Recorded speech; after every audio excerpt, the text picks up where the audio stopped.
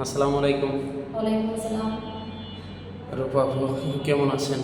ভালো আছি ভাই, আপনি কেমন আছেন? যাক আলহামদুলিল্লাহ, আল্লাহ পাকের রহমতে ভালো আছি। এর আগেও তো আমাদের এক সাংবাদিক ভাই এসেছিল, আপনার ফুটেজ নিয়েছে। আজকে হ্যাঁ। আমি আসলাম। তো সেই ক্ষেত্রে আল্লাহ তাআলার অনেক রহমত যে আসলে আমি আপনার কথা শুনেছি যে রূপা আপু নামের একটি বোন আছে আমার, যে অনেক অসহায়। হ্যাঁ, আমি খুবই অসহায়। আমার আগে বিয়ে হয়েছিল, আমার হাজবেন্ড ভালো ছিল না, নেশা করতো, আমাকে খুব মারধর করতো। আমি খুবই কষ্ট ছিলাম। তারপর আমার মা ছিল দেখে আমি বেঁচে ছিলাম।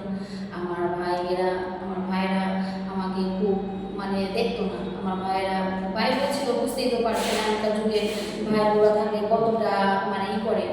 এই জন্য মানে আমার মা আমাকে ওই অনেক করে বলতেছে যে তুই একটা বিয়ে কর। আমি বলছি হ্যাঁ, আমি তো একটা বিয়ে তোমরা দিছো, ওই বিয়ে করছিলাম, তো বিয়ে করে দেখছো তো আমার কত অত্যাচার করছে, মাইধুরী করছে, আমি কি সুখে থাকতে পারছি? আমি পারি নাই।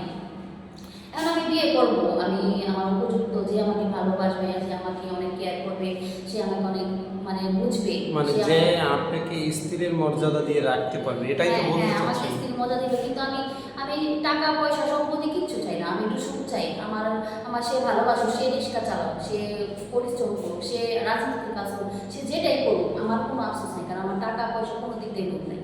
কারণ সে আমাকে ভালোবাসবে, আমাকে সুখী রাখবে। যে মানে সে যে শ্রেণীর পেশার মানুষ হোক, ওই ক্ষেত্রে আপনার কোনো অভিযোগ নেই যে আসলে সে এই শ্রেণীর কাজ করে না এই না শ্রেণীর। ভাই, আমি তো বলেই দিছি যে সেরকম যেই হোক, কিন্তু আমাকে ভালোবাসবে। কারণ আমার বাপ মা তো আমাকে দিয়েছিল একটা বড় লোক দেখে, সে তো ভালো ছিল না, শুধু প্রতিদিন হ্যাঁ নেশা পান করতো, সে মারধর করতো, যে আমাকে অত্যাচার করতো। তা আমি তো দেখলামই। আমি একটা চাই গরিব মাধ্যমে, আর মনে করেন সে যেরকমই থাক তাকে আমি বলবো, কিন্তু সে আমাকে ভালোবাসবো, এটাই চাই। আমি আর কোনো কিছু চাই না। যে রূপা আপু, যদি আল্লাহ তাআলা আপনার রহমত আপনার প্রতি থেকে থাকে, হ্যাঁ যে আল্লাহ তাআলার রহমত ছাড়া পৃথিবীতে কোনো মানুষের ভাগ্যের চাকাই ঘোরে না।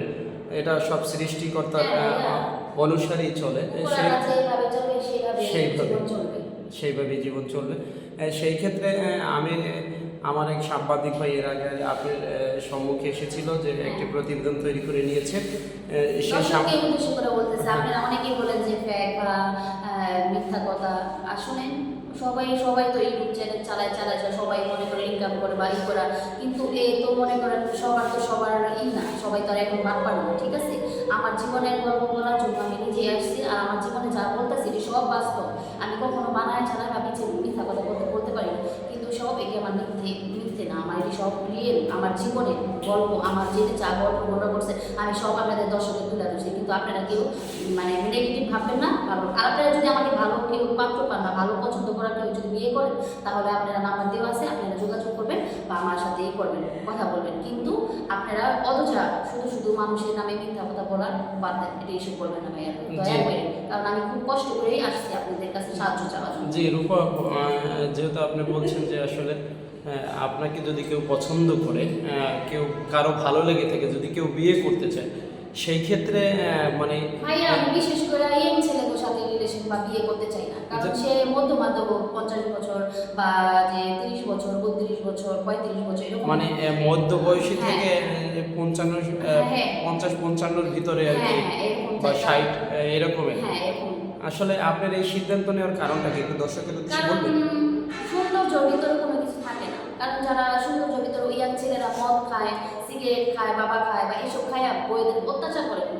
আর যারা মধ্যবয়স্ক তারা বুঝে, তাদের জ্ঞান বেশি, তারা বুঝতে পারে যে আমি এই মেয়েটার সাথে এখন করি না, কারণ সে তো অন্যের বাড়ি থেকে আসছে, সে আমার ভালোবাসা করার জন্য আসছে, আমার কাছে কিছু খাবারের জন্য আসছে, বা আমি তাদের সুখে রাখবো।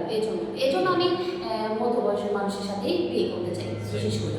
আচ্ছা প্রিয় দর্শক, আপনার বোনটির আপনারা কথা শুনতে পেরেছেন, যে যেখান থেকে ভিডিওটি দেখতে পাচ্ছেন। অবশ্যই আমার বোনটিকে যদি ভালো লেগে থাকে, দেশ বিদেশ প্রবেশ, অবশ্যই স্ক্রিনে দেওয়া চ্যানেল প্রতিপক্ষের নাম্বার থাকবে, আপনারা যোগাযোগ করবেন। সেই ক্ষেত্রে চ্যানেল প্রতিপক্ষ আমার বোনটির সাথে যোগাযোগ করবে। কিন্তু অনেক যাই লোক করেন আপনারা, ভাই দর্শকেরা বলছি, আপনারা কখনো এই নিয়ে করবেন না। আপনারা তো অনেকেই জীবনের গল্প শুনছেন বা অনেকেই চ্যানেলের কাজ বা শুনছেন গল্প জীবনের মেয়েদের, কিন্তু এটা আমরা নিয়ে, কিন্তু আপনারা কখনো এই বাজে কমেন্ট করবেন না। আপনার যদি ভালো লাগে বা যদি আপনি ভালো রকমের মানুষ থেকে থাকে, তাহলে আপনারা যোগাযোগ করবেন, কিন্তু অযথা মানুষের মিথ্যা ঠিক আছে আপু, আমরা পরবর্তী পর্বে আপনার কাছে আসবো। আসসালামু আলাইকুম।